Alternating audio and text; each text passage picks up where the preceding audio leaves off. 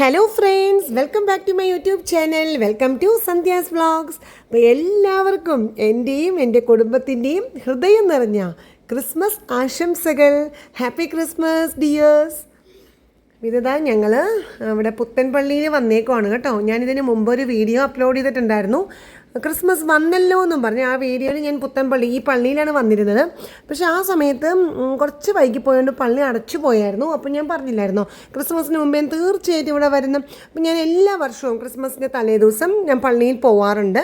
അത് എവിടെയാണോ ഞാൻ താമസിക്കാൻ അടുത്തുള്ള പള്ളിയിൽ ഞാൻ പോകാറുണ്ട് കേട്ടോ. അത് ഞാൻ മുടക്കാറില്ല, വർഷങ്ങളായിട്ട് അങ്ങനെ ചെയ്യാറുണ്ട്. അപ്പോൾ ഇതാ ക്രിസ്മസിന് ഞാൻ തലേദിവസം ഇവിടെ പുത്തൻപള്ളിയിൽ വന്നേക്കുവാണ്. നല്ല അലങ്കാരഭരിതമായി നിൽക്കുവാണ് കേട്ടോ നമ്മുടെ ദേവാലയവും പരിസരവും. അപ്പം നമുക്ക് ഇവിടുത്തെ കാഴ്ചകളൊക്കെ ഒന്ന് കണ്ടാലോ? വരൂ.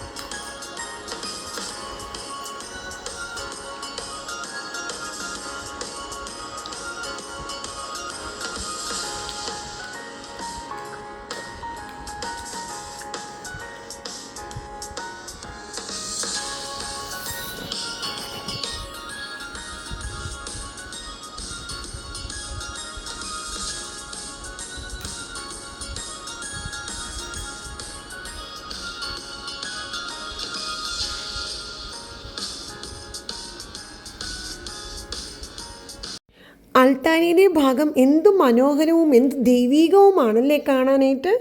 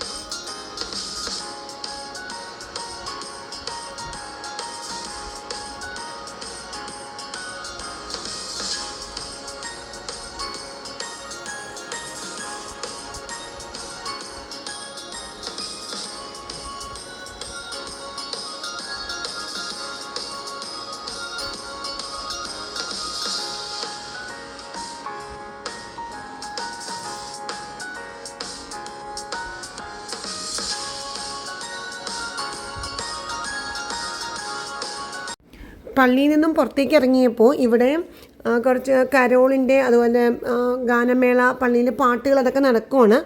പള്ളിയിൽ തന്നെ പരിപാടികളാണ്. അപ്പോൾ ആ പാട്ട് നമുക്കൊന്ന് കേട്ടാലോ?